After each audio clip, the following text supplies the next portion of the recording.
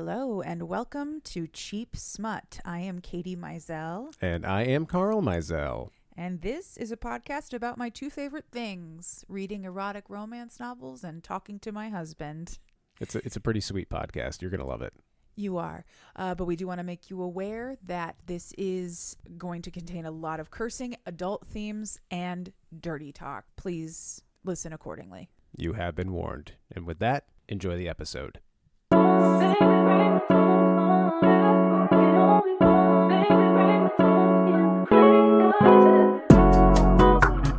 Hello. How are you today? I'm so great. Yeah. I can't believe this is real because we've been talking about doing it for a week since we recorded the trailer / episode. We recorded episode 0 and now it's finally, and we had to wait a day because normally we record on Fridays. Right, but today's a special occasion because our children are with their grandparents, so we waited. Yeah, they are, and I was in Detroit for work, and you were staying with your parents, but then you left the kids there. Yep. Abandoned our children with their grandparents. And so now we are sitting in our lovely den, and we are recording episode 1 of Cheap Smut, and how I am thrilled. As am I. I'm very excited to get started. As am I. Are we starting over? Because we're repeating ourselves. I'm excited. As am I. I'm excited. As am I. Yeah. Okay. We'll cut this. No, we're not. It's fine now. It's all going to tape. Excellent. All right. Yeah. So welcome to episode 1 of Cheap Smut. If you listen to episode 0 and you're here as a result of episode 0, thank you very much. We really appreciate it. We've seen that some people are listening via the analytics, and that is extremely exciting. Absolutely it is. So this one's going to be a bit longer. We're going to try. It's going to be longer than 18 minutes because this is a full episode. We're going to see how this goes. We haven't really decided how long we want our episodes to be. We want them to be as long as they need to be, but we also don't want to bore you. So this could potentially turn into a 2-part episode. The next episode will definitely be a 2-part episode. We've already discuss that off pod. But yeah, so with that, let's just quit mucking around. Let's get right to it. Let's get to A Lady of Rooksgrave Manor by Kathryn Moon. Is that correct? That's correct. All right. Lady of Rooksgrave Manor. I do want to say just one thing before we get started. I wanted to make it very clear, since I didn't really talk about it last week. I'm not reviewing these books. Yes. I'm not going to give you any sort of editorializing on plot structure, characters, writing, nothing analytical. If you want my review of every book that I am ever going to talk about on this podcast is 10 out of 10. Please go buy it. Mm-hmm. Just so we're clear. That's all I wanted to say. No. Excellent. All right. I just want to adjust your levels a little bit. You're a little quiet there. I'm more quiet in general. But, all right, so let's begin. A Lady of Rooksgrave Manor by Kathryn Moon. It is available on the Kindle store for $4.99. It is included with Kindle Unlimited if you have that. It is included with Kindle Unlimited. Most of the books I read are included with Kindle Unlimited, but I'm not here to sell you Kindle Unlimited, so we're not going to talk about the KU. Yeah, they don't need your help. They don't. Jeff Bezos does not need any more money. No, but that is just the easiest way for you to consume the books that you like to consume as cheaply as possible. Absolutely. I mean, if you want to read every single book that we're going to talk about in a month on a weekly format, it will ultimately be cheaper to do KU. Mm-hmm. But I think it actually gives the authors more money to buy their book in full. So I am going to encourage people to buy the books in full. Of course. Yes. So A Lady of Rooksgrave Manor is set in a pseudo-Victorian time period. So it's corsets and chariots or corsets and what do you call those things that are pulled by horses? Chariot. It's not a chariot. Well, I mean, it's a horse-drawn carriage. Carriage, yeah. So it's corsets and carriages. It's corsets and carriages all the way on this one. So there's no telephones, internet. It's not real Victorian England. It's not real anything. Yeah. But I just wanted to give you a sense of the time frame. But there's nothing wildly anachronistic. Oh no. I mean, it's not like anybody's going to bust out Star Trek technology. Okay. There are monsters and magic, but it's all relevant to the time period. Oh, content warning. Content warning, yes. Okay, content warning for A Lady of Rooksgrave Manor.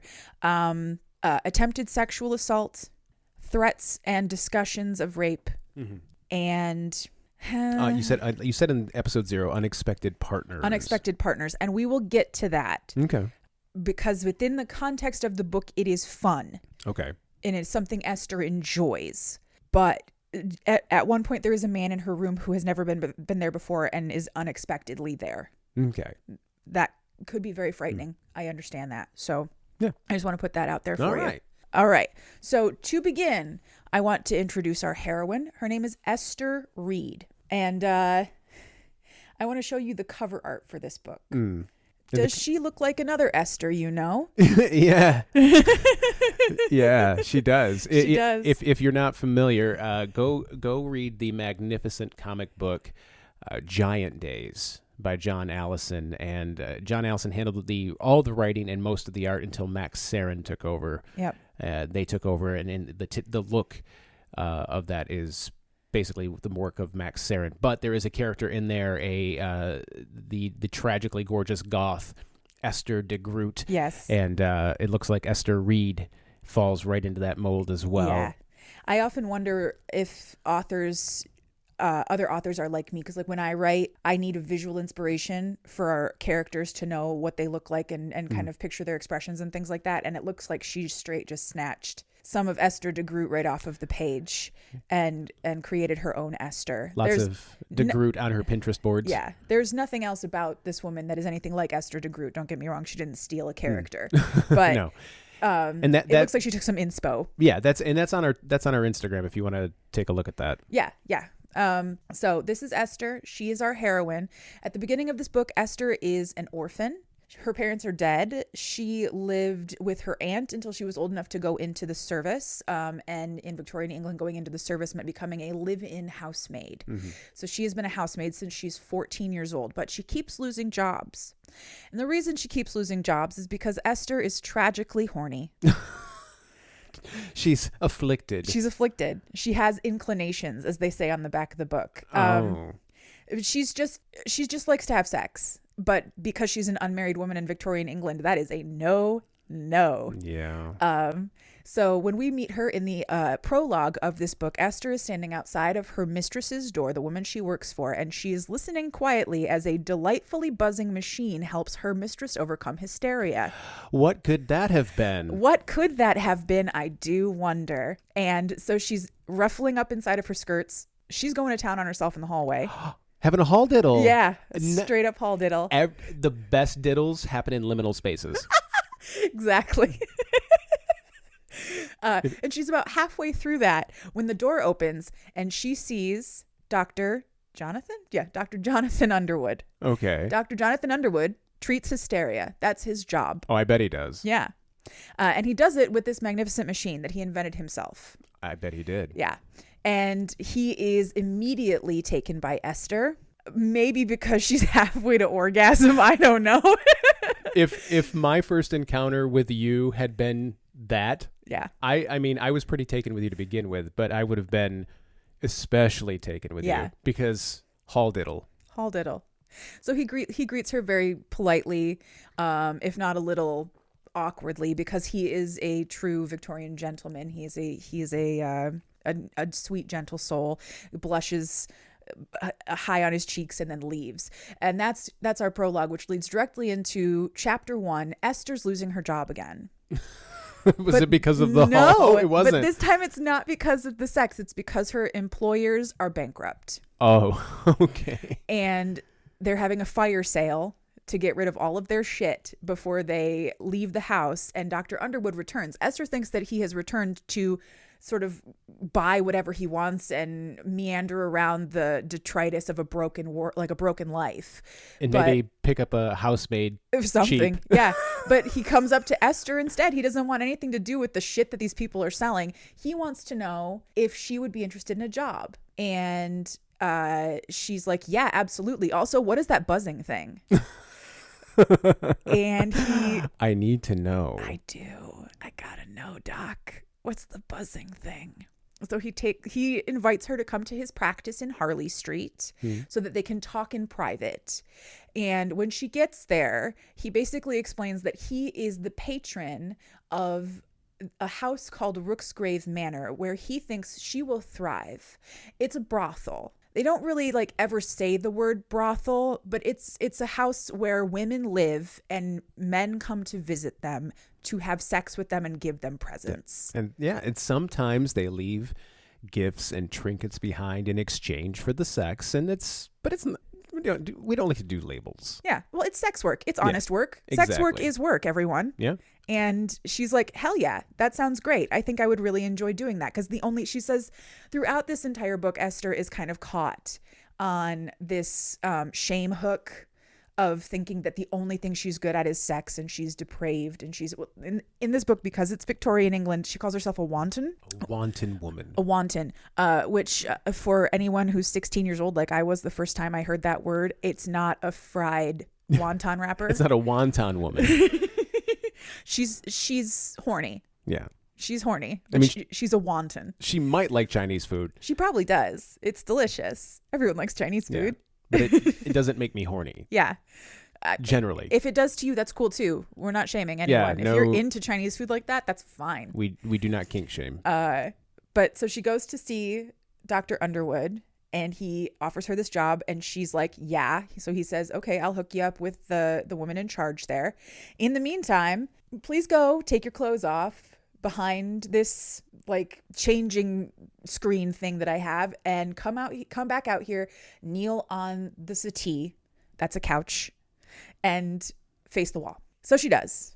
She wants to get right down to it, but he doesn't want her to see him. So she just does what he asks, because she trusts him for some reason. Esther trusts every single person she meets in this book. Well, there's your problem. Immediately. But in the end, they sort of say that she has kind of a gift for knowing who is trustworthy. I guess it's almost kind of magic, but not really. She trusts him. Okay. Yeah. I mean, if you're into that sort of thing. So she strips down naked and crawls up on her hands and knees on the settee, and he comes out with what is essentially described as like a Theragun. He's invented a Theragun. But for your clit. But for your clit. Yeah. And she's fucking loving it. She is having the time of her life. I can imagine. Obviously. Yeah.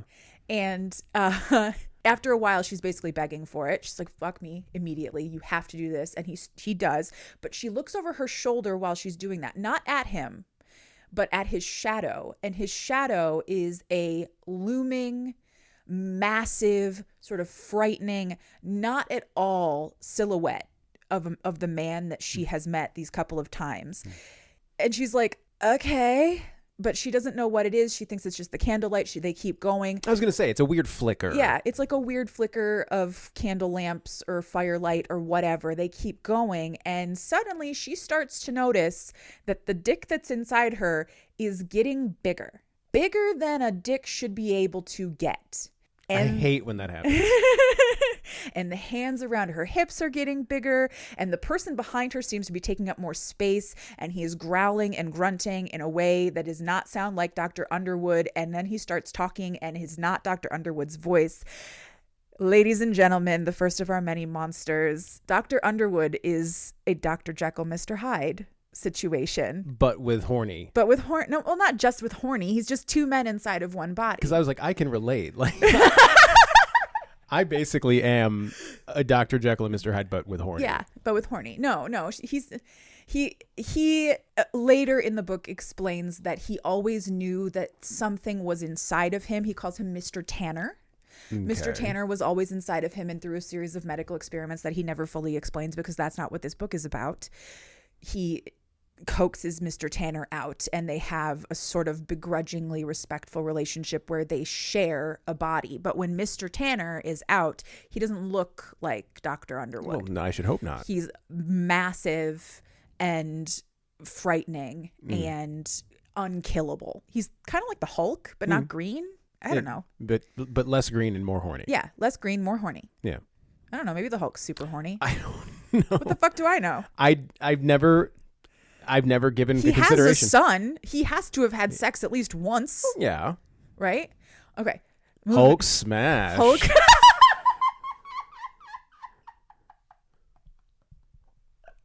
Oh my God. Yes. So the next day, Esther's been fucked proper by Mr. Tanner.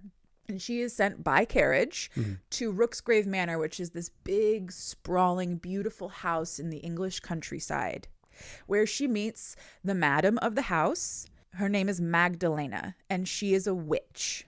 And her job is to make sure that the girls are well taken care of. And her magic protects the house. So people can't come onto the property, even though there is a village nearby. People can't come onto the property. And anyone who's not supposed to be there simply will be turned away by the magic. She also has a gift for pairing. So what she does is she pairs the girls with gentlemen that they think that the magic tells her will work well with each girl. Okay. She's a lovely woman. And she explains sort of the rules of the house. The rules are fairly simple. Esther will live there full time. Free room and board. She will get a paycheck. She does not have to do anything she doesn't want to do at any time. Consent is like top of the list at Rooksgrave. And does she get an employee discount? Why would she need one? I mean, if she wants to, maybe get something from the gift shop. I don't know. I don't think there's a gift shop at Rooksgrave. I think they mostly just sell pussy. Well, okay, so what if she wants some pussy? Well, then she can go to one of the many orgies they have there and just get it for free. Okay, well, you're jumping ahead. I didn't know. Oh, wait, no, we talked about that. We talked about orgies last week. We Monster mentioned that orgies. there would be more G's. More G's. No. Yeah. Okay. So the other rules are fairly simple. You're allowed to go to town whenever you want. You're allowed to do whatever you want. The only thing you can't do is bring someone onto the property that is not allowed to be there. She is not confined to having sex with the men that she's paired with. She can do whatever she wants at any time. She can come and go as she pleases. And if she wants to leave, all she has to do is say so. Right. But those guys, end of the laneway, don't come up the property. Yeah, exactly. Let's see. I'm going to go to my notes here for just a second. Kathryn goes into a lovely description of the house here. It's Victorian and lush and dark, and everyone there has a lot of money. So of course it looks like everything there is really expensive. And the walls are all covered in art, and all of the art is paintings of women having incredible orgasms with dudes who are not human. And they're all painted by women who live on the property because that's what they do with their days. Well, they just spend their time doing leisure activities. Imagine, dick's so good. I'm gonna paint. Yeah. Paint. Yeah. So, that's how you had to remember good dick in Victorian times. You just had to really hold on to it, and then just paint furiously. And this is where she first really begins to understand that this house is in service to people who are not humans. There's paintings of men with horns and wings and scales, and they call themselves monsters. Esther doesn't like that word. She refuses to call them monsters. They're good people. They just happen to not look like men. But that's what Rooksgrave is here for. Mm-hmm. They never really explain why human women have to be. Yeah.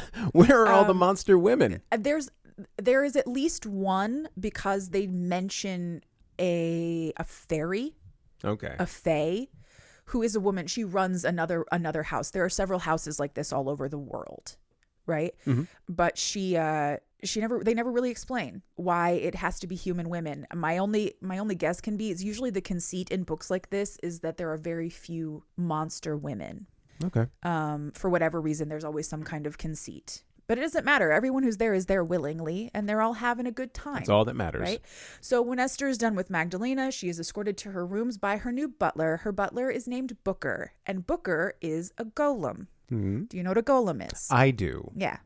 So a golem is, in traditional Jewish folklore, a man made of clay who is risen to life by a rabbi by writing the name of God on their forehead, I think, or the word of God, something like that on their forehead.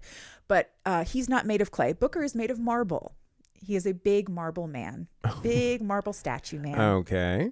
And he is assigned to help Esther. Pretty much right away, because Esther shows an interest in him beyond just him being a servant who carries her bags around, because she actually talks to him and wants to get to know him, he decides that he's going to be her personal butler. Oh. Like, Magdalena can get him to do other stuff if he needs to do other stuff, but he's going to be there for Esther all the time. Okay. That's his life's mission. now. And he is a lovely, sweet, caring, very quiet, giant man made of marble. Yeah. All right. I'm in. Yeah. So there we have our first three characters, Esther Reed, Jonathan Underwood / Mr. Tanner, and Booker. And then the next morning. And Magdalena. Oh, and Magdalena. It's 4. Magdalena. Yeah. Esther settles in. She decides she wants to just hang out by herself for the night. She's overwhelmed. She's never had a bedroom as nice as the one that she has because she's not living in servants' quarters anymore. She has a full bedroom with an ensuite bathroom. Like shit's real for Esther right now, and she's very happy. But she's bored. Yeah. She doesn't have anything to do. So she decides to just sit and look out of her window. And what does she see? Padding up the walk. A wolf is coming out of the forest. Big fucking wolf. And if you've taught me anything in these first few minutes, I already think I know what to expect. Yeah. So this wolf is just loping across the grounds, the beautiful grounds of Rooksgrave, and Esther notices that it's walking towards a woman who's laying in the grass, and she tries to open the window to shout at her, "Oh no, there's a wolf coming, run away before it eats you." And then the wolf turns into a man, and it eats her all right. I was going to say, you shut up, Esther. Exactly. And we're role-playing. And now we have established Rooksgrave is a party house. There is fucking everywhere. Everywhere. All the time. That's what these men come here for. Yeah. They come here to get laid. And in exchange, they pay handsomely. But the women there actually do like their men. It's not like they just do this for money. Yeah. Most of them. They actually enjoy themselves. Well, ideally, it's nice if you enjoy your work. Well, yeah. I mean, do what you love, right? Yeah. So... although it sounds like this does end up being like some work. Yeah. There are points in this book where I was like, oh God, take a nap. Girl, take a nap. So Esther is now kind of understanding exactly what this house is all about. And she's here for it. I just imagine her. She's so here for it, in fact, that she touches herself while watching. Oh, here we go again. Yeah, the werewolf man fuck his lovely lady. Aw. Yeah. And then she falls asleep. Well, yeah. You watch a wolf fuck a human lady. And, he's a man. Oh, he's a man. Okay, so he's a man. That point. He's a man at that point. But he was a wolf. He was a wolf. So if I watched a wolf turn into a man and then have sex with a woman while I diddled myself or jerked myself off, I would want to take a nap. Did you just turn on the PlayStation, Dan? The cat just turned on the PlayStation. He hopped right on it. Oh my God, you little dick. That slim button. And your big, dumb, clumsy paws. Love you so much, Danny boy. He also sneezed earlier. You probably heard a cat sneeze a few minutes ago. Anyway, so moving on. We are at chapter 3. All right, let's do it. Moving right along. This is going to be a long one. Okay, so Esther decides to take a walk on the grounds. She lays down in the grass to sun herself, and she ends up falling asleep. And while she's sleeping, she dreams of a man. This man is named Aemon. And he has come to visit her in her dreams because he is also coming to visit her at the house, but he has so much power that he wants to see her right now. Aemon is a sphinx. He is from Egypt. He is described as being incredibly beautiful, almost godlike, because he is almost godlike. Yeah. He has magic powers. He can invade your dreams. He can he can see anything under the sun, is what he says, but it's sort of a gift of like prophecy a little bit. And he is a hoity-toity bastard. He's kind of an asshole when all of this starts, but he's a sweet man. And in her dream, he tries to lay her out and eat her out. And she's like, okay, yes, please. Because this is Esther we're talking about. I was going to say, she doesn't seem like the kind to decline cunnilingus. No, never, not once. I don't think she ever says no.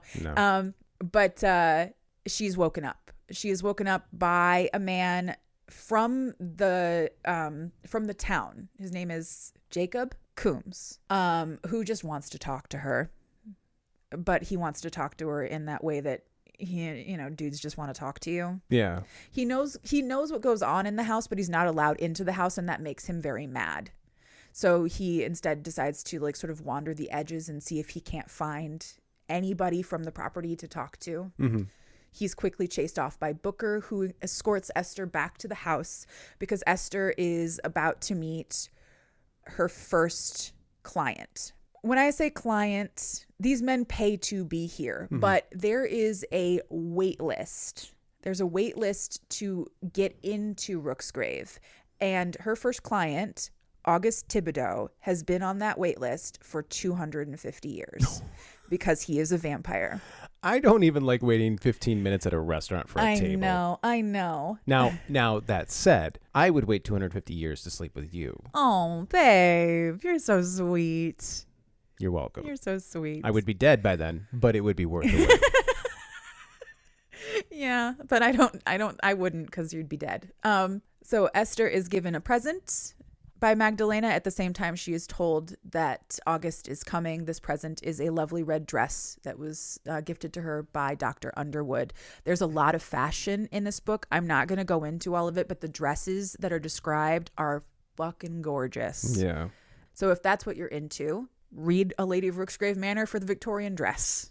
Talking to you, Adam. I know you're listening, Adam. Hi, Adam. I love you. Anyway, so Esther meets August Thibodeau. He is hot. He is rich. He is undead. And he is French. And he calls her mon cœur. Basically, from the moment that they meet. That means my heart. Mm-hmm. Fellas, if you're listening to this, pet names. They work. It's true. Every girl loves a good pet name. Anyway, so when she meets August, he is covered in flour from head to toe. Why? Because before he died, he was a patissier. And he is baking for her. Okay. And I just think it's so charming because he is baking like a mountain. Like the entire table is covered with sweets. And the reason is that he hasn't had to eat in 300 years, so he doesn't remember how much a normal portion is anymore. I'm going to go ahead and imagine that this guy looks like Paul Hollywood. Oh, no, he doesn't. Well, this is me. No, but here's I just like the idea of Paul Hollywood as a 300-year-old vampire visiting a monster brothel covered in flour. Covered in flour, right? And then afterwards he gives her a handshake and she loses her mind. You got a handshake? A handshake from August Thibodeau. Actually, I did read, I think I told you this once, I read an erotic romance novella where the main male character was clearly Paul Hollywood. Clearly, like descriptions of brutal cerulean gazes and sharp cheekbones and white hair. Brutal cerulean gazes. What? You gotta get in on the description. This is why I could never write these kind of books. Because I would never, in a million years, think to write the phrase brutal cerulean gaze. That's a different book. Hostile azure glimpse. Glances.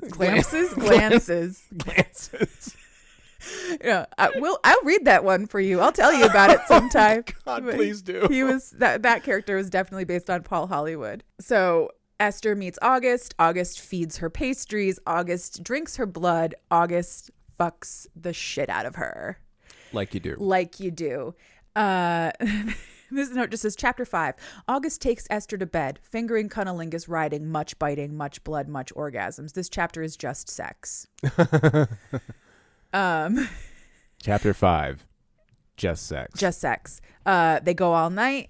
August is impressed, but he has to leave. The vampires who visit Rooksgrave sleep in a special underground cavern so that they can definitely not be burned by sunlight. If a vampire has sex at sunset, is that morning sex for a vampire? Like if they have sex at like 6 p.m. in December?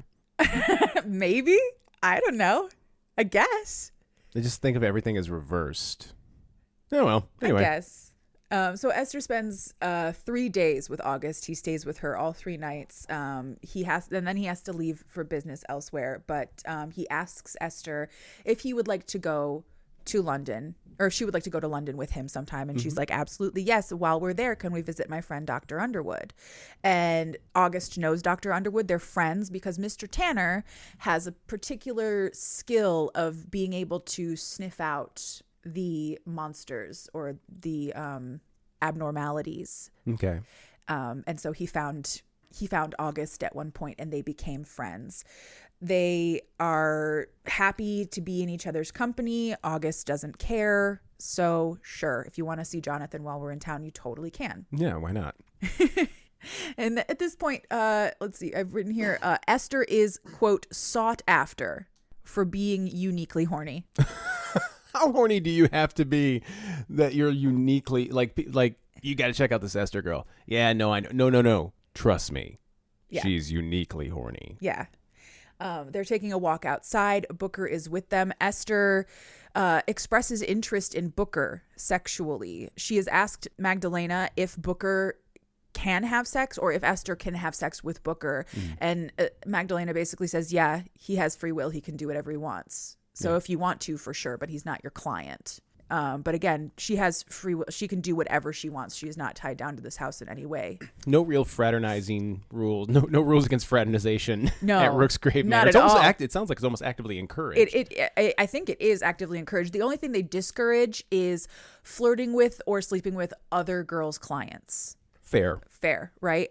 For many reasons. And number one, of course, being, well, that's somebody else's work. That's you can't take a girl's job out out from under her. You got to sign. Literally, you're gonna have to sign non-competes. You don't want to. You don't want to do that. But the other thing is that apparently a lot of these men are incredibly territorial. So you don't want to cause a brawl. Men? First time hearing of this. Yeah. Right. Territorial men. Never. Not once. No.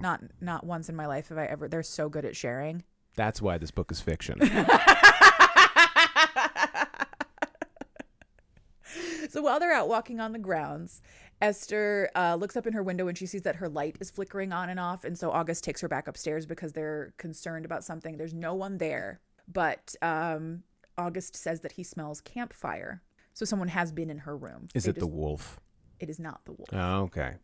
They just don't know who it is. Booker agrees to stay with Esther at all times to keep her safe because someone has been in her room without her knowledge. And they go their separate ways. August goes back to town to attend whatever his vampire business is. I don't know. He's rich and 300 years old. He can do whatever he wants, I guess. Esther goes to see Magdalena the next day, and Mags says that she was going to set her up with her next gentleman caller, but the tarot cards are telling her to wait, and she's not sure why, so she tells her to just go back to her room. And when she gets there, while they're on their way there, she talks to Booker to get to know him, and Booker says that he can feel physically, like he can feel the same as any man, and he has emotions and things like that. He's a full-fledged person. He just happens to be made of stone. Okay. When she gets to her room, she closes herself in and she immediately meets the person that was in her room the night before. Okay. His name is Ezra McKenna. He is Irish, he's charming, and he's fucking invisible. No. Ezra McKenna, the Invisible Man. Here we go. He is lovely, and he calls her Pusheen, which I didn't know is Gaelic for pussycat. Okay. Again, pet names. Every single one of these men does not call her Esther. Yeah. They all call her something else. Esther likes his vibe and immediately fucks him. Immediately. I like the way I can't see you. Exactly. Well, that's part of it. Like he dirty talks all the ways that they could do it without him being visible. Like he cannot control his invisibility. He's invisible all of the time. And Esther's kind of turned on by that. The idea of like essentially looking like she's getting fucked by a ghost in a hallway. Yeah. She likes the idea of it. So, no, I can imagine. So they have this dirty romp and they finish. And about as soon as they finish, Magdalena knocks on the door. Ezra has enough time to jump off of her and hide. He hides behind something. Like he's not fucking invisible. It's instinct. Yeah. It's instinct. Yeah, it is. It's like when you cut your hair, like if you had long hair and then you cut it and you still like you don't have hair anymore, but you still pull it behind your ears. Yeah. Or like when you flip your head, even though you don't have bangs anymore. Exactly. That kind of thing. Yeah. So he's hiding. Magdalena opens the door. She escorts in Eamon, who is here 2 days early, but he's here and he wants to meet her. But he has godlike powers and he can see Ezra hiding naked behind the couch and he gets pissed and leaves. So mad. She's not your property, Eamon. Seriously. They have a conversation about that later. Straight up. See? She's like, Eamon, I am not a possession. So Ezra agrees to leave. He is not a member. He's not supposed to be there. He wasn't even supposed to be able to get through the wards. But the reason he is invisible is because he is a thief, and he asked a witch to make him more discreet. And in doing so, she turned him completely invisible, made him uncatchable, like magically. He can't be caught, and he can slip through these wards. Like he can sort of feel them out, find where they're not supposed, like where they're supposed to be there, but there's a hole, and he just slips right on through. And he has come to the house specifically to see Esther because he watched her diddle herself while she watched a werewolf fuck a girl in the lawn. I'm telling you, he's just man. really into how open she is about needing to get fucked a lot. Yeah. Well, yeah. I mean, I can understand why that would be appealing, because you're like, I think I got a shot. Yeah.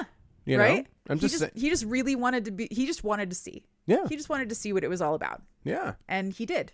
And it worked out because Esther likes him.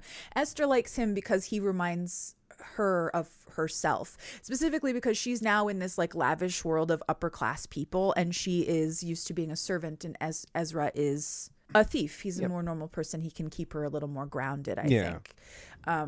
But he's a sweetheart, and he agrees to leave immediately. He does not argue or try to stay. Esther is chastised by Magdalena because she's not supposed to have people in. She's not chastised for having sex with a man who isn't paying. She's chastised for having a man in her room who isn't supposed to be there. End of the laneway.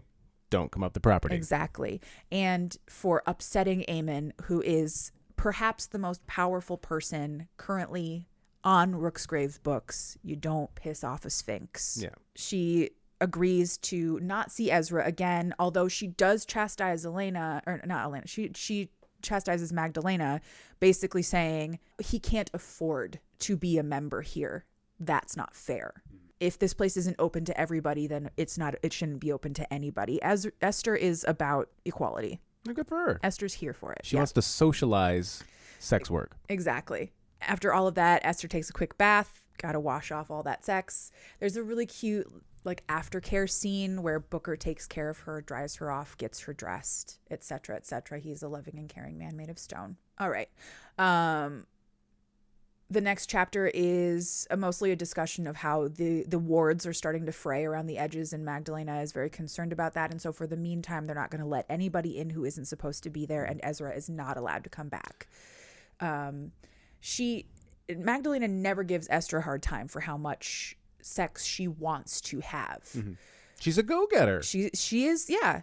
She's just a rise and grind every day. It takes on a whole new meaning when you apply it to sex work. Exactly. But she sends Esther to bed and tells her not to have any guests, to rest for the night, because Aemon is returning in the morning, and he is a morning person, as opposed to most of the other monsters who like to remain in the dark and hide. Some of them, like August, can't be in the sun because it will kill them. Aemon is a sun god or a sun creature of some kind. He is a morning person, so he's going to be there freaking TikTok bright and early, and Esther needs to be ready. Because who isn't horny at sunrise? Am I right? Yeah. Well, you are. I am. Don't compare yourself to me. It's not fair. Yeah. Yeah. Carl also subsists on about 6 hours of sleep a night. Do not compare yourself to him in any way. He's weird. Yeah. If I'm lucky, 6. If I get 5, I can survive. Yeah. So the next morning, Magdalena is very crabby when she wakes Esther up because it's fucking daybreak, and they work in a brothel. They're supposed to sleep during the day. Yeah, man. They do all their best fucking at like 4 a.m. Who's getting up at daybreak? Anyway, she gives Esther a gift from Aemon. It is a dress that is almost entirely see-through and covered in beads, but it is traditional Egyptian royalty wear garb. Okay. And escorts Esther to a big sunroom where Aemon can be grandiose because he's grandiose. He is the most powerful, the most rich. He's essentially a king. The most extra. He is Aemon. And he tells her that he forgives her for her dalliance. Not that there's anything to forgive. She can do whatever she wants, Aemon. Eat shit, Aemon. Right. But he does think that she needs to prove that she is contrite.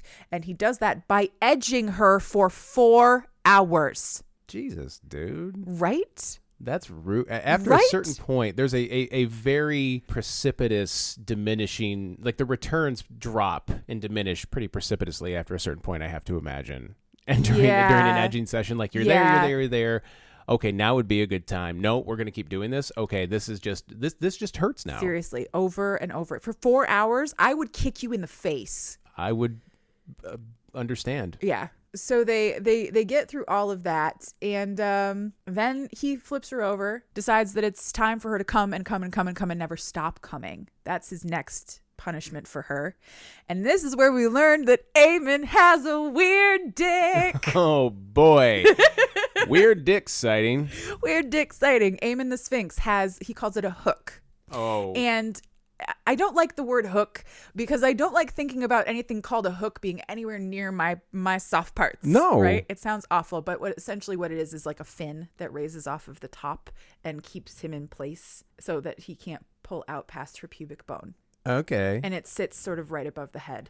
Yeah. No, I'm sketching it. I'm sketching it in my brain. Yeah. And it sounds like it shouldn't feel good, but I mean, depending on how big the fin is. Yeah.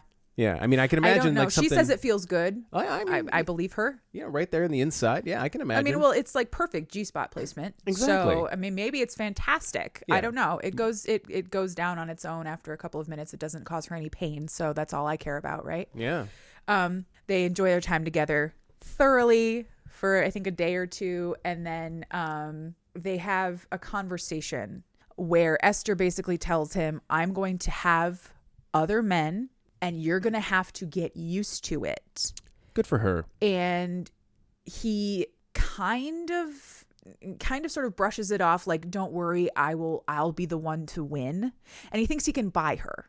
Like he thinks he says that she's a queen and she should be showered in jewels and clothes and fine things because she's a queen and she deserves it. But that's not the kind of queen Esther wants to be. No. She doesn't want to be purchased. She just wants to be loved and respected and cared for. Yeah. Presents are nice. Yeah. Don't get me wrong. I love prezzies. But she wants to be queen of getting that dick. Yeah, exactly. And so she tells him that he can spoil her with money all he wants, but if he can't behave himself and keep control of his jealousy, he's gone. Good for her. Yeah. And then he leaves, and she sort of has this nice little musing moment where she realizes that one of the things that she loves, one of the things that she was doing with having so much sex was finding an emotional intimacy that she never had. And she's starting to discover herself and what she really likes. And what she really likes is to be cared about, because no one has ever cared about her in her entire life. Mm-hmm. Right. The next morning she gets up, she has breakfast with the other girls of the house. She's never met these women. She's been there for a week. She's had so much sex, but she's never met the other people who work there. So sorry, you guys. I was so excited to get right to work when I got here to Rooksgrave Manor. I'm all about that grind lifestyle. I just get up and from sun up to sundown, it's dick. Yep. Just dick. Dick all day. Dick. That was fun to say a bunch of times in a row. I bet the semantic satiation would set in real quick with the word dick. It doesn't though, because it's like a nice little like it's sort of like a metronome. Dick. Yeah. How many times can we say dick on this podcast before somebody reports us? To who? To whom? Jim Podcast, owner of Podcasts Unlimited. Like,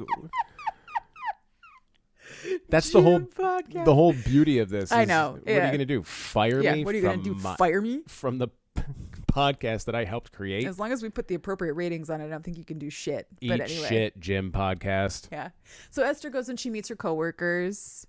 A lovely girl named Sally, a lovely girl named Cassie. They talk about the men that they have. They all have various different kinds of men. I think over the course of the book, we meet someone who looks a bit like a minotaur. Someone who looks a bit like an ogre. Do they discuss where the Minotaur's dick is? Is it like on the front, or is it where the horse's penis would normally be? Oh no, they never. Oh, I've always wondered that. I have read Minotaur books. Do you want me to read you a Minotaur book so you can figure that out? Well, not right now. We're in the middle of this one, but eventually, yes. Yeah. Okay. So she gets to know these other girls. They're all pretty much there for the same reason. They like getting laid and they like getting paid, right? So yeah, and they're having a great time. But down at the end, there is one sourpuss who is ruining the party for everyone. Her name is Mary. She hates being here. She hates everything about it. She thinks that her men are disgusting. She charges them extra. Like she already gets paid. Yeah. But she charges them herself. I'm charging you an extra I hate you fee. It's really kind of awful. And Esther decides immediately she doesn't want to be anything like Mary. She goes to town with Mary to like shop for shoes or whatever. And Mary's like really into the milliner's son and just wants to have a normal life where she just marries the richest guy in the small town and gets to be her little like small town queen. Then what the fuck is she doing at Rooksgrave Manor? Oh, they actually explain that like much later. It's just sort of like a brush off thing, but they basically say that Mary comes from wealth and she was married off to a wealthy man to help settle her father's debts, but he was abusive and cruel, so she ran away and she found Rooksgrave, and now she's just trying to get out by getting enough money to leave. Okay. Which is a legitimate reason to work in sex work. Absolutely. It's that she's such a sourpuss. Yeah. Yeah, you know? I thought maybe she was like taking a gap year or something. Nope. Yeah. No, she's doing what she can to survive. Fair. But Esther thinks about that life, the life that Mary wants so badly, and thinks it's sort of boring and drab and sad, and she doesn't want to have anything to do with it. Okay.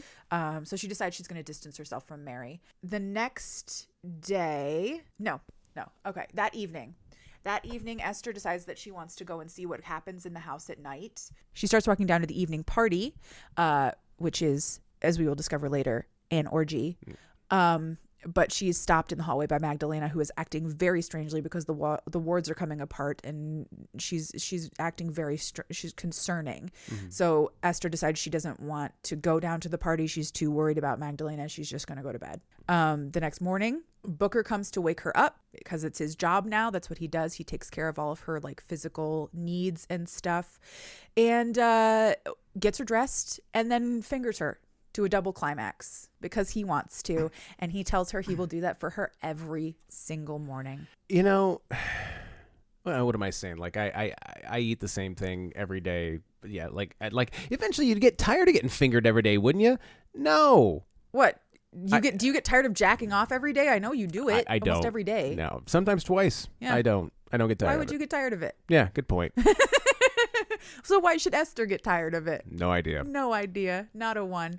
Anyway, so that is now established. Esther is slowly building a sexual relationship with Booker. Knew it. I mean, it's only a matter of time. And Booker sends her, after they're done, Booker sends her off to meet Magdalena, who offers her a one-time appointment for a gentleman who is passing through. This isn't his normal house, but he needs to be serviced. That feels gross to say, but he needs companionship for the night. There you go. He is a water demon, so Esther needs to go down to the grotto below the house to meet him, and she agrees because she's endlessly curious and endlessly horny. Mm-hmm. She goes down that night to meet him.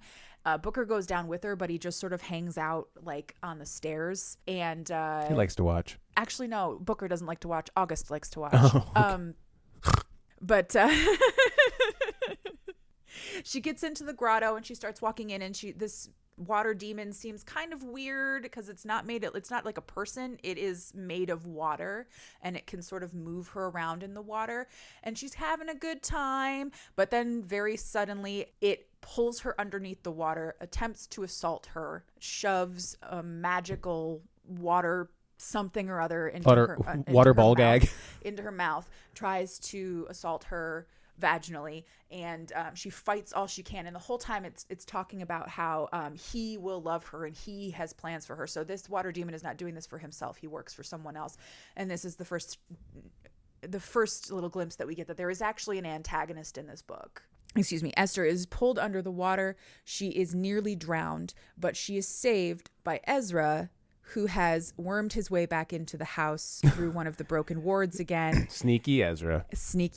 And he manages to get her only because he cannot be caught magically. He can't be caught. So the water demon, who is actually a water wraith, can't grab him and pull him under too. They get her back up to the surface. Booker apologizes profusely. He can't swim because he's made of stone. Yeah. And he can walk underwater real well though. Yeah.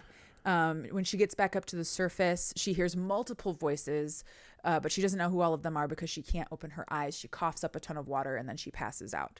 The next morning when she wakes up after her ordeal, she's in her own bed, and all of her men are there at the same time, including Jonathan. Awkward. Yeah. Or not.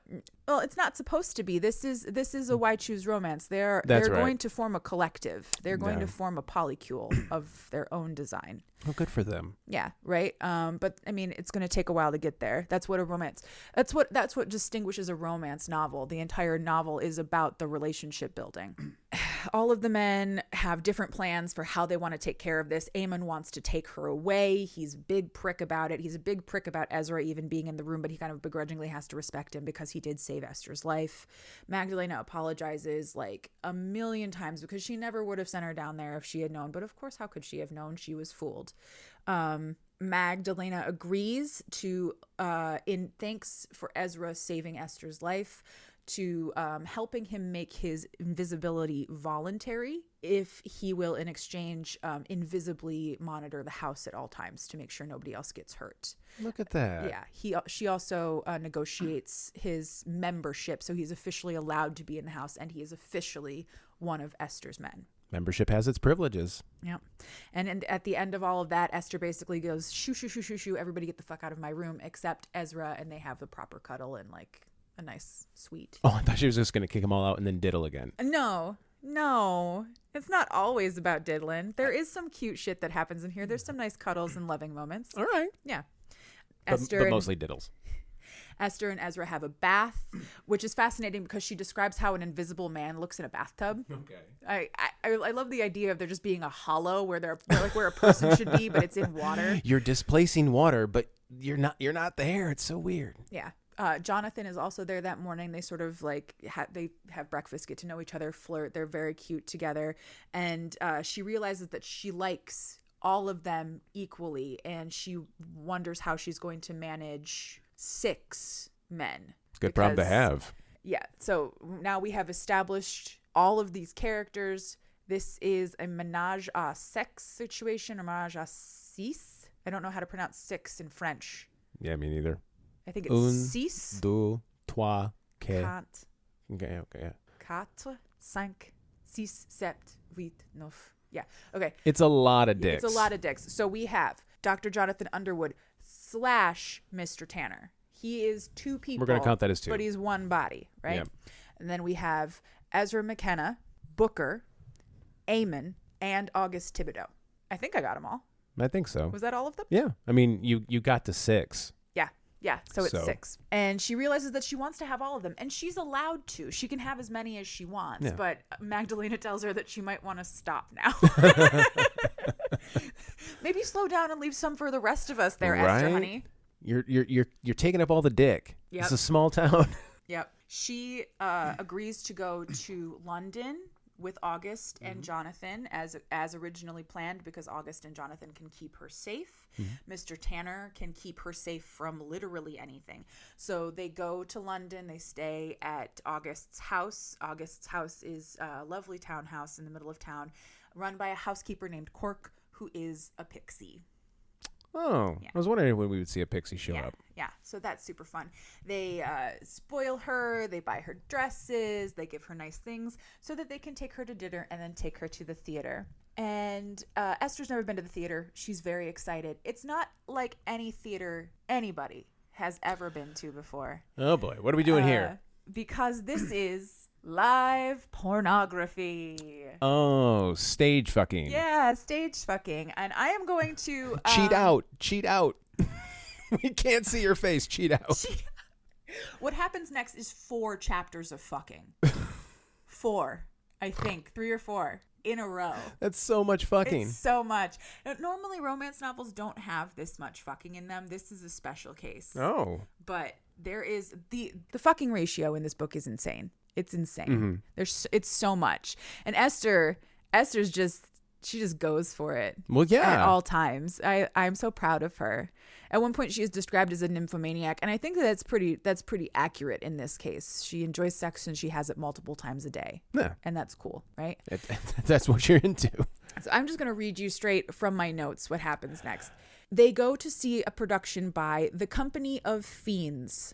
It is called Tantalizing Nightmares. The Company of Fiends is the theater production company. There is a second book in this series. It's called In the Company of Fiends. It is about these performers. Yeah. This theater is live monster pornography. They have box seats. People with the little binoculars. Oh, right. Can you like long satin gloves and little binoculars, little opera glasses? Oh, gentle clapping. Yep. Act 1. 2 werebears chase and trap a woman. 5 humans chained to the stage are fucked by any number of combinations of monsters, including an onyx black demon with wings and horns, some kind of scaly creature who eats ass, and other undescribed fiends. I like how it's like, he's scaly and he eats ass. Which sounds like a way you would explain, like, I got this friend, you should meet him. He's a little scaly, but he eats ass. And I know that you like your ass. I know you like to get your ass et. Exactly. So yeah. So you into this? Yeah. You're into this. I'll give you a number. Yeah. Esther is entirely fascinated by all of this. She loves it. And Jonathan and August enjoy their foreplay thoroughly by not fucking her in this box, no matter how. In her box? In this in that private opera box or theater box. Yeah. No matter how much she begs. At one point, she literally is like, if I fling myself down into the standing house, someone will fuck me. Esther. Calm down. Girl. Calm down. But they tell her that if she is very good, she will get to participate in Act 3. Oh, so, little audience participation. Yes. Act 2. 5 women get fucked by an Akura Kamui. I don't really know how to pronounce this. Akura Kamui. It is a creature much like a kraken, but from indigenous Japanese folklore. Okay, so there's a slight hentai vibe going on there? Oh, full on tentacles. Okay. Full on tentacles, fucking ladies. Yeah. There's tentacle porn. It's well described. It's very thorough. It's very thorough. At one point, like it literally throws a woman in the air and just catches her by the vagina, like right on a tentacle. It's crazy. Spins her around. It's crazy. Does a neat ventriloquist act. August and Jonathan vow to never take her to Japan because they'll never get her back. No shit. Act 3. Esther is taken on stage. She agrees to go on stage and perform for this crowd. And she's taken on stage and strapped into what is essentially like a modified medical chair. And then Jonathan uses one of his inventions to repeatedly electrocute her with little electrical wands. My notes say he repeatedly electrocutes her with the machine consisting of 2 brass wands attached to a power source. On the clit? Oh, yeah. What? When he finally touches it to her clit, she comes like crazy. I don't know, my guy. I don't know. I've never heard of this shit. I don't even like it when I get a little static electric shock. I know, right? But like Esther's really adventurous and down for it all. 50,000 volts in my dick. Once she has been worn out and electrocuted to orgasm, she is released and left alone on stage with Mr. Tanner. Esther realizes that at this point that what this theater is about it's not about watching people fuck. I mean, yeah, it's about watching people fuck, obviously. Otherwise, they wouldn't be fucking on stage. Why are we here? But it's more about the monsters wanting to see sexual acceptance. Like they want these, they all just want to be accepted. Yeah. And so Esther decides that's what she's going to give them. She's going to show them that she fully accepts Mr. Tanner for everything that he is. So she demands to see his face. And he is big and brutish and kind of ugly. She says he's not pretty, but she likes him anyway because he's Mr. Tanner. And she likes Mr. Tanner, and she just rides him into oblivion. And it's so fantastic, apparently, that a spontaneous orgy breaks out in the crowd. Yes. I've seen a lot of theater. Yes. But I've never seen theater that has induced the crowd into an orgy. Yeah. And she is very vocal about how much she likes him, how he is hers and she is his. And like, that's all any of these monsters want. And she knows that. So that's what she gives them. And she's looking out into the crowd and she's kind of excited by the fact that she has caused what I wrote here was a sympathetic orgy.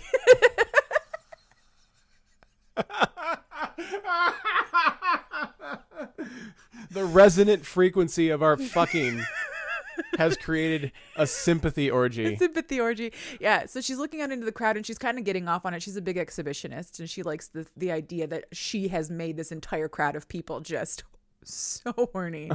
And she sees someone in the crowd who is just standing there staring at her, and she feels like she should recognize him, but she doesn't. And every time she looks away from him, she can't remember his face. And she finds him quite disturbing. So she finishes. But because you gotta finish. She's disturbed, but I'm still gonna finish. Yeah, I'm still gonna get this. Immediately, she is swept off stage by Mr. Tanner because he's already done as well. They take her back to the carriage. They start getting her back to August's house where she can be safe, and they realize that this antagonist, the person who tried to take her before, and the person who was standing in the crowd, is a man called Bersha. Bersha is the king of Gomorrah. Okay. As in Sodom and. Yeah. Gomorrah, Sodom and. He is immortal, but they have no idea how, because he was a man and he's not now. And he runs. I wrote this and I want to read it because I thought it was funny. So I'm just going to do this. Shoot your shot. He specializes in sin. He runs houses like Rooksgrave, but without the OSHA standards. So what he really specializes in is monsters having sex consensually or no. Yeah. And he's not a good person. He just likes to, as they say, break pretty things. Oh, gross. They don't know where he is. They don't know how to locate him. They have no idea how to even begin. So they decide that the only thing that they should do is get her safe. Mm-hmm. They go back home. She, I'm sure, takes a shower, goes to bed. Probably has sex. I just assume. She already just had sex on stage for like an hour. This is Esther we're talking about. Yeah, this is Esther we're talking about. Who knows? Who needs rest? Girl's Not crazy. Esther. Not Esther, no. No. Next morning, though, she wakes up and Jonathan is there with her, and she wakes him with a blowjob. Good because for her. She's a really, really lovely lady. Yeah, she is. And they have like a sort of sweet and romantic, less athletic kind of sex. Yeah. They spend the day sort of lolling about in bed and just chatting and wondering how to keep Rooksgrave safe, how to keep the wards tight, and how to manage the whole menage a six situation that they find themselves in. Okay. In the evening, Jonathan takes Esther to August's discreet sleeping quarters just as he's about to wake up so she can do the exact same thing to him, because Jonathan likes to share. Yeah, he's a good man. He's a good friend. It is bisexual threesome time. Oh, boy. August fucks Esther. Jonathan fucks August. Big sandwich. Well. Yeah. Look at that. Jonathan and August are very close. Yeah, no shit. And that really right there, that is how we're going to dismantle toxic masculinity. Absolutely. If you really want to take down toxic masculinity, let your friend fuck you in the ass. Yeah. Yeah. Maybe blow your friend every once in a Maybe blow your friend. Blow your friend.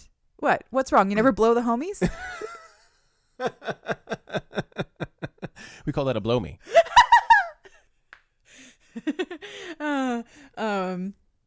Blow me.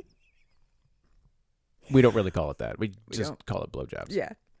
So they enjoy themselves for the night in their bisexual threesome. And the next day, Esther and Jonathan, I believe. Nope, August. The next day, Esther and August return to Rooksgrave, where they meet a couple of other house mother, father figures from the French house and the Irish house who have also been having trouble with Bersha. And they're going to try and figure out how to strategize to keep all of them safe. So this Bersha's a real pain in the ass. He is a big, horrible meanie. Okay. He's horrible. Yeah, I don't like him already. Yeah. They go into a little bit about how the other houses are run. Esther asks August why he didn't go to the French house if he is a Frenchman. And he basically says it's because that house is run by incubi, and incubi have the power to make people horny with magic, but it is addictive, and all of the humans in the house are kind of like junkies now. And it's sad and scary. Sex junkies. And he doesn't like it, so he won't go there. He doesn't agree with the policies. The next morning, Ezra wakes Esther with head. Why don't you ever wake me with head? Because if I woke you up when I wake up, Yeah, I'd probably punch you in the face. If you woke up with me going down on you at 5:30 in the morning, I would be mad. You would I be would. extremely I would be mad. I would be so mad. But anyway, so Ezra wakes Esther with head, and she opens her eyes to find he is visible now. Hooray! Magdalena kept good on her promise. Ezra is now a visible man, and he's just a big Irish hunk and lunk. Yeah. Like he's just a sweet Irish baby. I guess he's got freckles and everything. Oh, adorable. Isn't he so cute?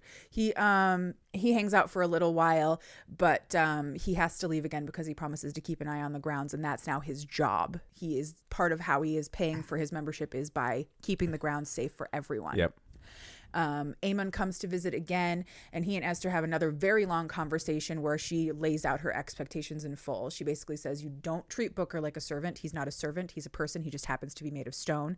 You don't treat Ezra like a criminal because he is a good man, and you have to be kind to all of the group, respect everyone, and treat them all the way that he would treat her. Not to say edge them for 4 hours, but why is he doing that? She said I had to treat everybody the way I treat her. Esther! I'm just imagining shouting to the rooftops because she said the wrong thing. Anyway, Aemon basically agrees that he will try, and she reminds him that if he doesn't, then he's going to leave. Do or do not. And then she says, do or do not, there is no try. Yeah. Turns out Yoda stole that from Ezra. Yeah. Esther. Because this is Victorian. This was Victorian. Yeah. And that happened before Star Wars. Everybody Yeah. knows Victorian. The Victorian era happened before Star Wars. A long, long time ago, it was actually just 1912. A long time ago, in a galaxy far, far away. Yeah. Yeah. The next day, they just spend the day in the house, enjoying themselves. There's a lot of leisure time when you are a sex worker, apparently, in this universe. I don't know that there's a lot of leisure time for sex workers in the real world. I can't imagine. But in Esther's world, there's a lot of leisure time. She wakes up the next day with Booker in her bed. They have a dirty cuddle. It's nice. But he has been put under strict orders by August not to have sex with her because they have plans. You should explain what a dirty cuddle is. Oh, a dirty cuddle is or what we call it. I don't want to talk about. You don't have to. I know. Sorry. A dirty cuddle is when you don't want to have penetrative sex, but you still want to get off, and you want it to be with your partner. So you snuggle up together, and one or the other or both of you touches one or the other or both of your genitals until you get off. I guess it could have been pretty self-explanatory, but it was funny to see you squirm. I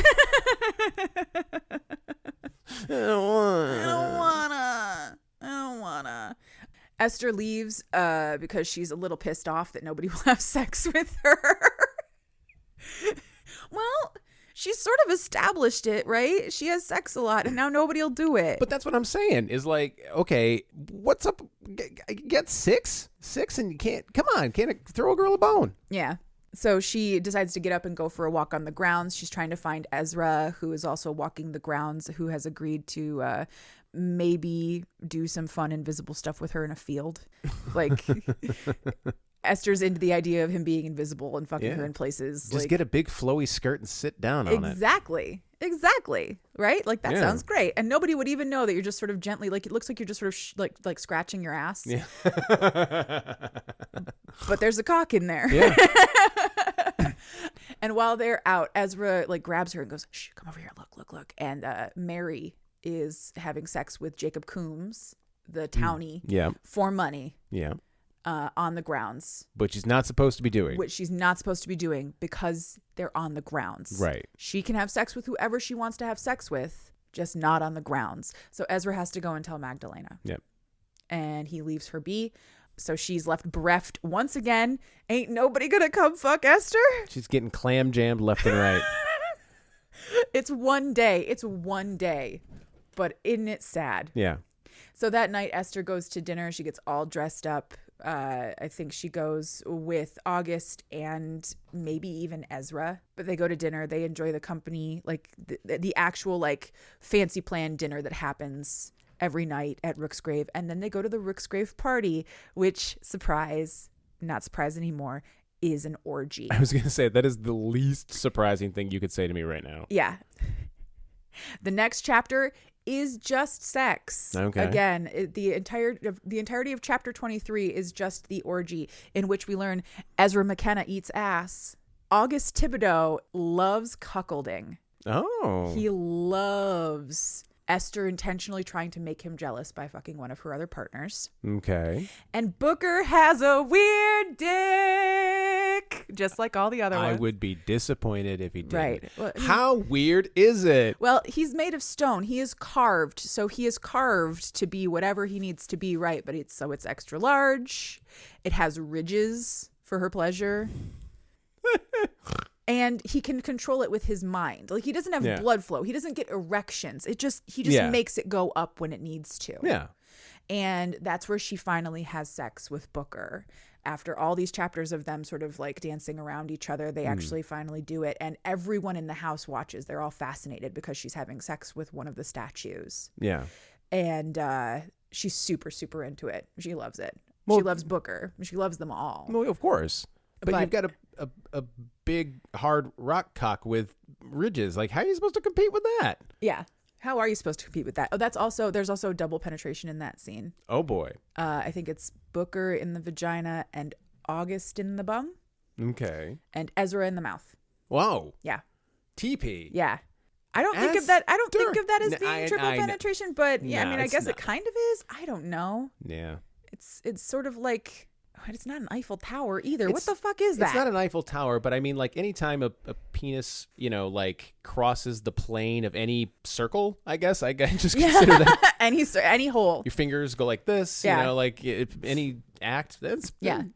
You're penetrating. Yeah. We're splitting hairs. So Esther enjoys the exhibitionism of doing all of this. She's having a great time. Yeah. The next morning, she wakes up sore but happy with Booker in her bed, and he immediately starts to strangle her. Like, for funsies? No. Oh. Dun, dun, dun. Bersha has made his way through the magic into Booker to try and kill her. Okay. And it's terrifying for a few seconds. Esther really thinks she's going to die. Bersha basically tells her that Booker has no control because he's not real. And Esther is like, yes, he is. And so she does like a more sensual version of the sun's getting real low. Okay. Horny sun's getting real low. Where she just tries to coax him out. And eventually Booker is able to break that control that Bersha has over him. He breaks off. And her life is saved. They want to make sure that it doesn't happen to Booker again. I mean, everybody else wants to make sure it doesn't happen to Esther again. Of course. But Esther wants to make sure it doesn't happen to Booker again. Right. And they talk to Magdalena, who's the one who made Booker to begin with. And she basically says the best way to do this is going to be to magically tether Booker directly to Esther so that there's no hole in his like magical defenses anymore. She will be Booker's master. She doesn't want to do that though, because she doesn't want anybody to control him but him. Right. But even she will have some amount of control over him because he is not a human being. Yeah. But he says he wants to do it. All he wants is to be with her for the rest of eternity. So if that's what it takes, then that's what he's going to do. They agree to do that. Magdalena goes to get it all set up. And then they hear somebody screaming in the hallway because Mary got fired. Oh, Mary, you weren't supposed to bring the townie onto the property, Mary. End of the laneway, Mary. So Mary gets fired, and we're not really that sad to see her go. No. Unfortunately, we're not that sad to see her go. But now there's a job opening at Rooksgrave. Yeah. And if anybody wants in on it, there's a job opening at Rooksgrave. I would love to read the Indeed ad. Right. For Rooksgrave Manor. Seeking enthusiastic. Yeah. Curious and what are all the buzzwords? Yeah, what would you call it? Open-minded. Yeah, open-minded for a good cultural fit for our company. Exactly. So that is the end of Mary's tenure on the property. Right. She leaves. Do we see her at all? We see her a little bit at the end. She's hooked up with the milliner's son. No. Well, good for exactly. That's what she wanted. She got what she wanted out of her life. She was Yeah. just being a snuck up snooty snob about it the whole time. Yeah. Esther and Booker are magically linked. It's a very sweet and emotional little scene where Esther realizes that Booker always had a special place in her heart anyway, and now there's just magic there too. It's very nice. And then later that day, Ezra fucks her while invisible in front of a mirror.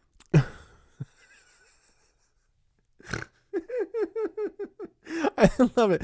She has this touching, deep, emotional moment with Booker, and then she fucks Ezra while he's invisible in front of a mirror. Yeah.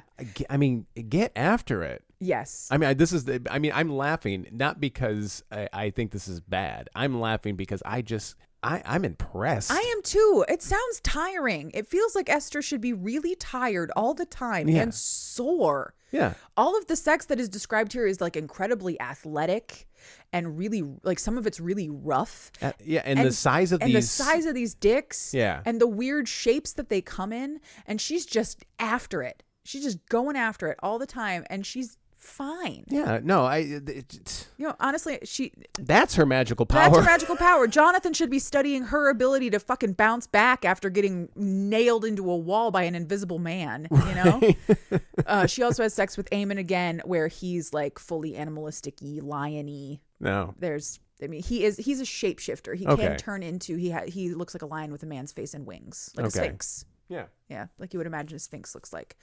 Not that you can imagine that's a made up thing, but if you think about the Sphinx with a nose, the big Sphinx statue with a nose, that's essentially what a Sphinx is shaped like. It is a man with a lion's body and wings. After all of this is settled and Esther has had her thing in the mirror and all of that stuff has gone down, everybody goes to Eamon's new house for dinner. Mm-hmm. That's Esther, Booker, Ezra, Jonathan, and August all go to Eamon's house. Eamon bought a house nearby so that he could be close to her. Wow. Because he's from Egypt, but he is here now. That pussy's so good. It brought him all the way from Africa. He bought a second house. He bought probably like a 9th or 10th house. He's extremely rich. I mean, it's nothing to him, but still. Yeah. But so they go to this house and it's essentially like, it's a palace. It's huge. It shouldn't be like, Esther's like, why did you buy a house this big? It's just me. Yeah. And it's not though. It's her and 5 dudes. Yeah, I was going to say. 5 dudes. One of them shares a body with another dude. Yeah. Imagine trying to explain that. Like, well, I have 5 boys. Well, no, technically I have 6 because there's one guy. Yeah. It's technically 2 guys. Yeah. Sometimes he's Jonathan and sometimes he's Mr. Tanner, but always he's good to me. You so know? You're into role playing? No, he's literally 2 people. Yeah, he's 2 people. So they all go to dinner and Eamon and the rest of the men essentially offer her the chance to leave Rooksgrave and be with them forever. She doesn't have to go. She can stay at Rooksgrave if that's where she wants to be, but she doesn't have a need for an income if she's got all of these men, 2 of whom are incredibly rich. I was going to say, between Eamon and August. Yeah. Between Eamon and August, you're set. Yeah. Eamon and August are incredibly rich. Jonathan is a doctor. Yeah, Dr. Jonathan Underwood. They're not Eamon. What's the thief? Ezra. Yep. Ezra's the thief. Ezra's a magical thief who could steal you the fucking Hope Diamond if you wanted it bad enough. Exactly. And Booker is made of stone, but he is so goddamn loyal that he would go out. He would work at Arby's for Esther if that's what she needed. If she was like, Booker, we got nothing, I need you to get a job at Taco Bell, he'd be like, you got it. And off he'd go. Victorian Taco Bell coming your way. Like they'd ever heard of tacos in Victorian England. They would burn you at the stake if you tried to present them with a taco. Yeah, they probably would. What is this devil magic? The spicy food. These spices. We haven't conquered the place these spices are from yet. Where'd you get these? Can you draw me a map? I really have a thing for conquering places with spices. I just really want to own all the spices. I'm not gonna. Spain already conquered them. Damn it, Spain. Colonialization is bullshit, everyone. Yeah, don't colonize. Yeah. Anyway, colonization. Thank you so much for fixing me there. I didn't mean to. So anyway, after all of this, Aemon is basically like, I promise I'll be good and I won't treat you like a possession. If you will please just stay with me forever. I love you so much, my little star. He calls her his little star. It's very sweet. Anyway, she agrees and they celebrate with an 18-page menage a six. Wow. I'm telling you, like when I was going through this, because I just peek behind the curtain here. I've read this book before, obviously, so I just skimmed this for relevant information to tell you this story.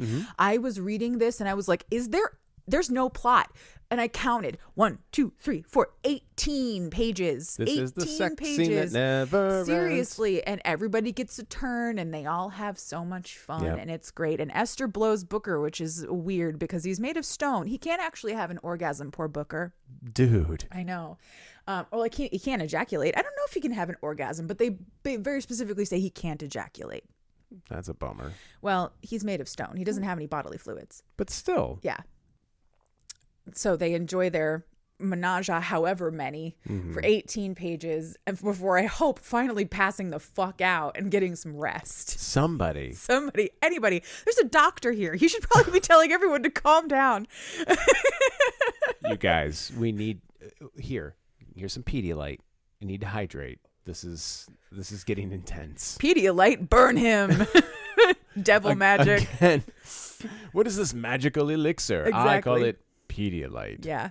The next day, or that morning at like 4 a.m., August leaves. He goes back to Rooksgrave because Rooksgrave has underground caverns for him to sleep in. Aemon offers him a place to sleep there, but it's not safe there. Okay. Because there's no place for him to stay underground. So he goes back. They sort of loll around and have a fine day and whatever, but Esther misses August very badly, so she asks to go back, and they're like, yup, absolutely. So they all pile back in the carriage, and they go back, and they see that Rooksgrave is on fire. You know, I was just about to say I love how supportive they all are, and then you said that Rooksgrave was on fire. I know, and it is sweet that they're so supportive, and they're finding their way in this relationship that's very unusual. Oh yeah, but it's pretty unconventional. Yeah, it's an unconventional relationship for sure. Yeah. 5 to 6 dudes and 1 lady. I could.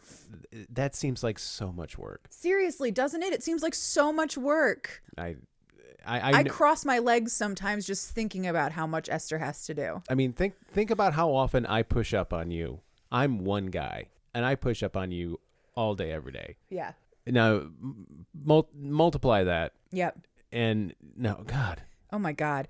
They actually do say at one point like that they sort of negotiate and schedule their time with her. Otherwise it would be constant. Oh man. And if it was 5 of you pushing up on me every day, I would leave. Yeah, that's fair. Like, oh my God, that's so much. That's so much. I don't want to see that. I'm kidding. I actually would love to see like the Outlook calendar. Like, what does that look like? Seriously, what does the calendar look like? Everybody has their own corresponding color. Trying to schedule. Like, what do you mean there's a conflict? Yep. Well, August and Jonathan are both going to be here because they're good friends. Aemon already has the room booked. God damn it! Booker goes with her everywhere, so there's always just a gray line through every single day because Booker never leaves. Fuck it, we're doing it virtual. This could have been an email.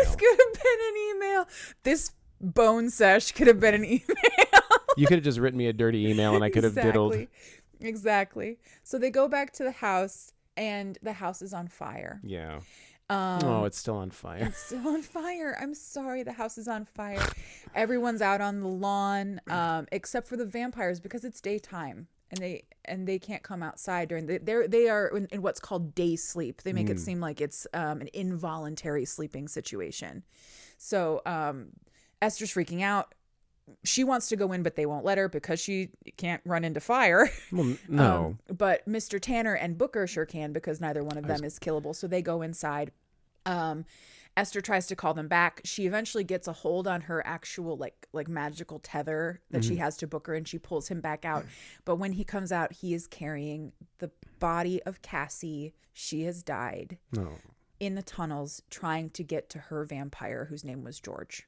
She is the only casualty. It's very sad. But some of the men, the vampires and some of the other night dwellers are lost under the house. They can't get to them because the cavern underneath the house has collapsed. It's Very, very sad. But they all agree that they can't stay there because the looky-loos are going to come. Everybody in town is going to come. And all of these people are not all human people. And they can't be seen. So they go back to Eamon's house. Hooray! There's a reason Eamon's house is fucking gigantic. Foreshadowing. Yay! So they go back to Eamon's house. Eamon welcomes them all. And all of his pixie servants are just glad to have people to wait on. Esther is in mourning. She is freaking out. August is nowhere to be found because they can't get to the caverns. So she decides to throw herself completely into the only other thing that she has ever really learned how to do, and she takes care of everybody. She asks the pixies what needs to be done. They tell her, and she does it, and that's how she kind of gets through the day. Mr. Tanner and Ezra go back to the house. They try to find a way in. They can't, but the fire is out now, and they're going to go back the next day, and they're going to try and find a way in. Esther agrees, but only if she's allowed to go with them. Okay. So she goes back. They sort of wander the house. It's very sad. She talks to some of the other girls about whether or not they're going to stay. Some of them want to stay because Rooksgrave is a place where they feel safe and the only real home they've ever had. Mm-hmm. And some of them are going to leave because it's not safe there anymore and their gentlemen have offered to take them away. Okay. Esther hasn't decided what she's going to do yet. All she knows is that she needs to find August. If she can't find August, it doesn't matter what happens. Right. Eventually, she convinces a Minotaur.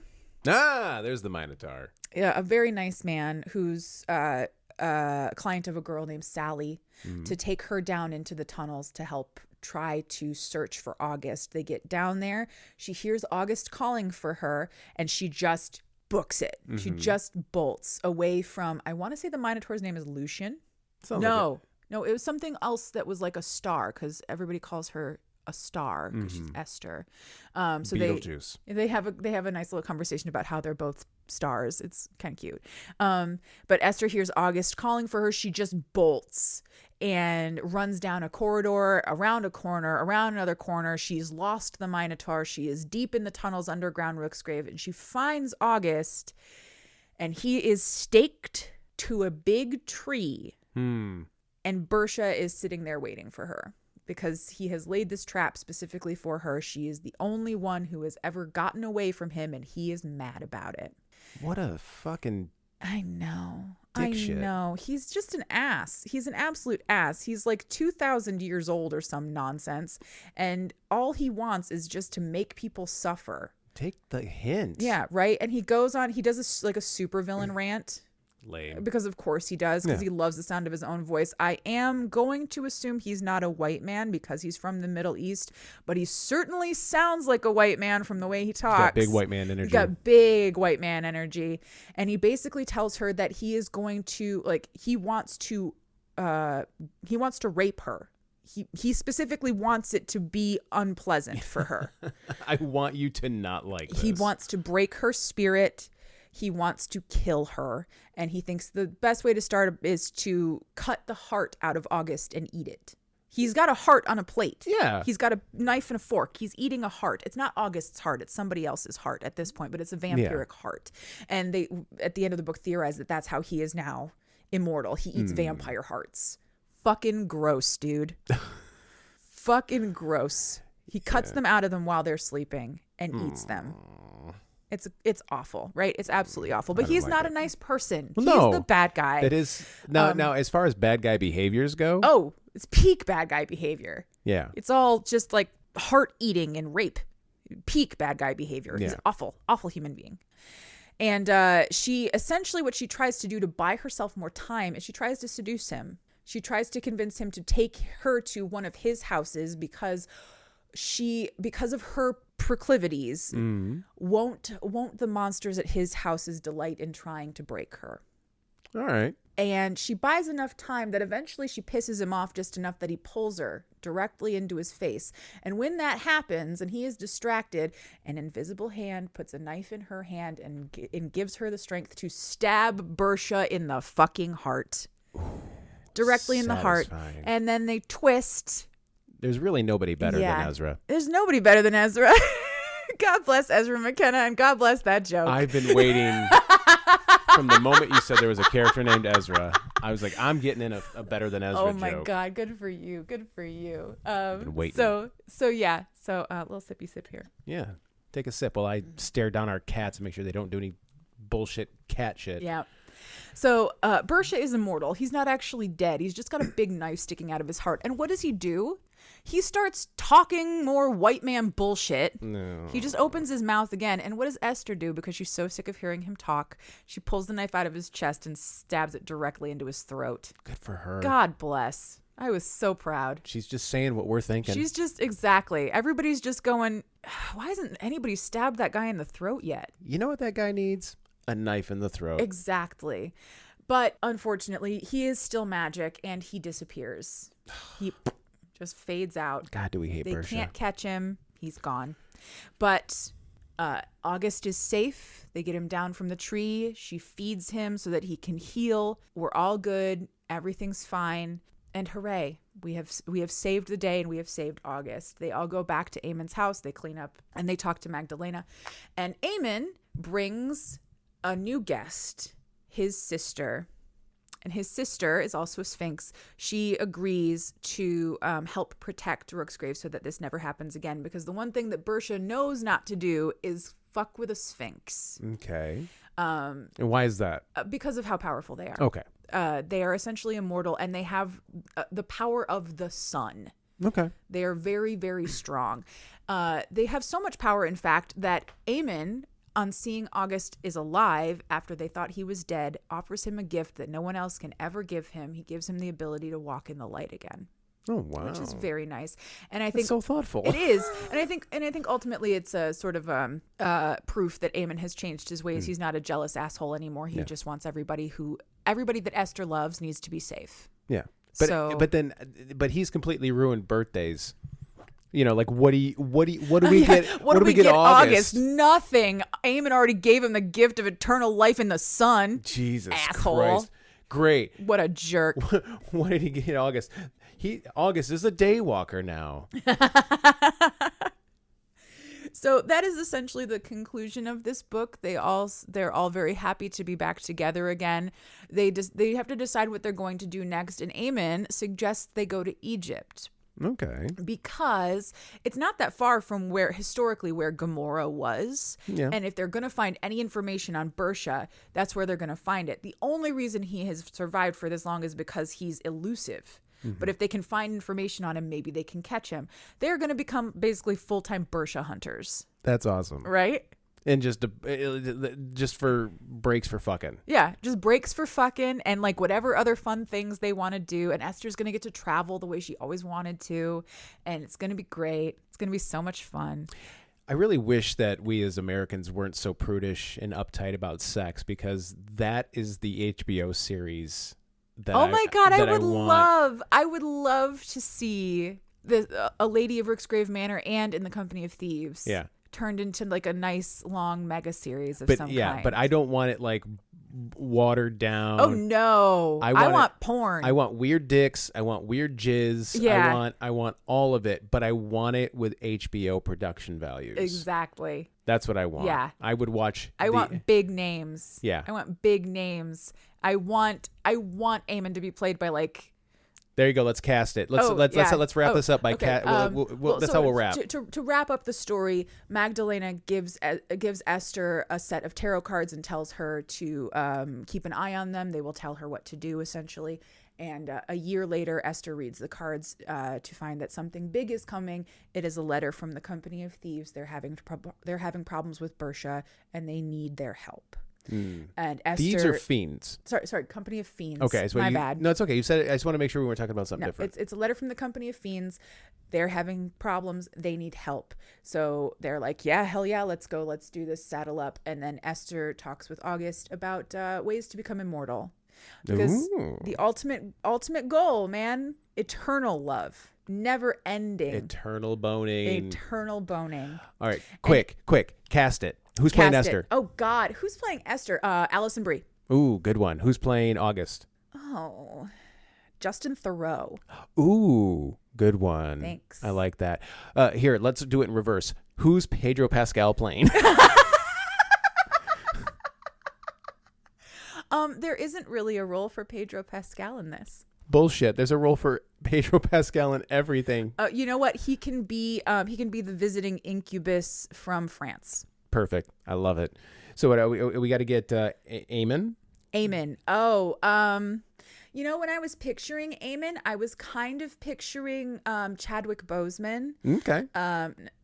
Or maybe Idris Elba. Good ones. Good ones.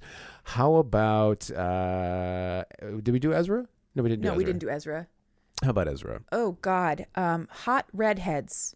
I guess the first one that comes to mind is what's Oh no, you know what? It's Tom Hardy with a hair dye. Okay. It's Tom Hardy with hair dye. Yep. Okay. Or I guess he could just what's his name? Who's the Australian guy from Captain Boomerang? Who's Captain Boomerang? Oh, that guy. Yeah. Jace something, but that guy. Yeah, that guy. Okay. Go look from the Suicide Squad, Captain Yeah. Boomerang, or the Boomerang guy. Jai Courtney. Jai. Yeah, there we go. Who are we missing? Jonathan Underwood. Dr. Underwood. Matt Smith.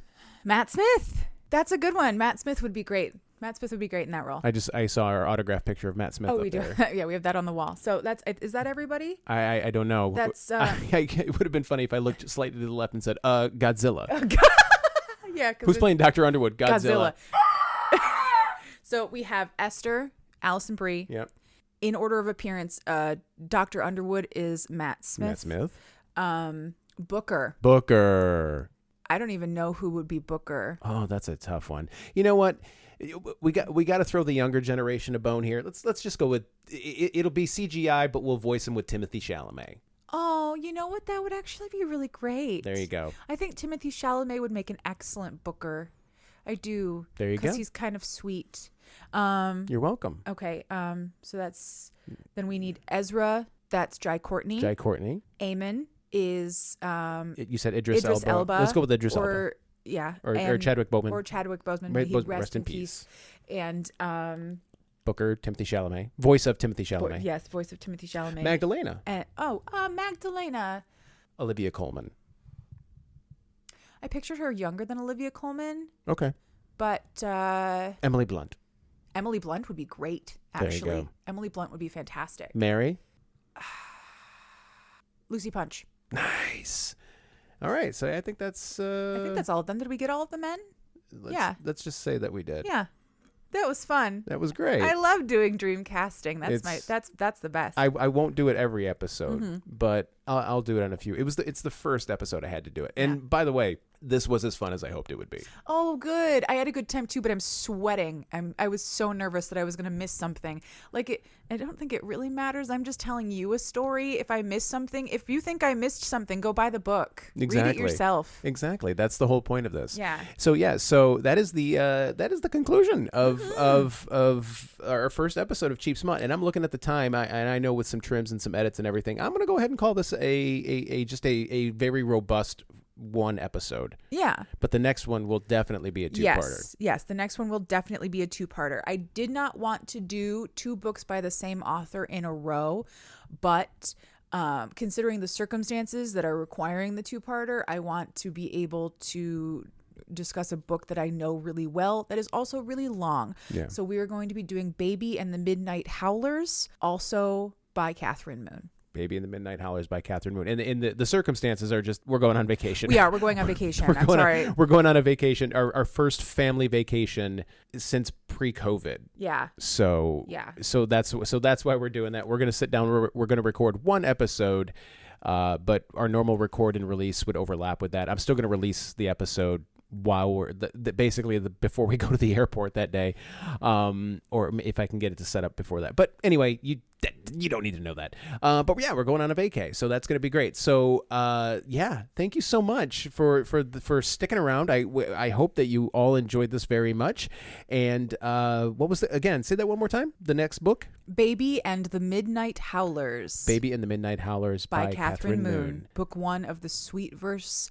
There are 8 books in that series, I think. I just bought the most recent one. They're great. I really enjoy them. And you, my love, are going to be learning all about alpha, beta, omega dynamics. Oh, ABO dynamics. Because we're diving into the world of alpha romances, and this shit it's almost as wild as Rooksgrave was. It's not quite as wild, but Kathryn Moon writes a good, as they would call it in the internet parlance, spicy scene. Oh. Kathryn Moon writes great spicy scenes. Well, I look forward to it. And remember, if there is a book in you, write it. And if there's fucking in it, I'll read it. And then when she's done reading it, she will come on this podcast and explain it to me for your entertainment. Thank you so much for listening. I hope you have a great night. I hope you do as well. Don't forget to check us out on Instagram at Cheap Smut. We are also on Twitter as well, also at Cheap Smut. And website coming soon, courtesy of Smutco Industries. Bye-bye. Bye-bye.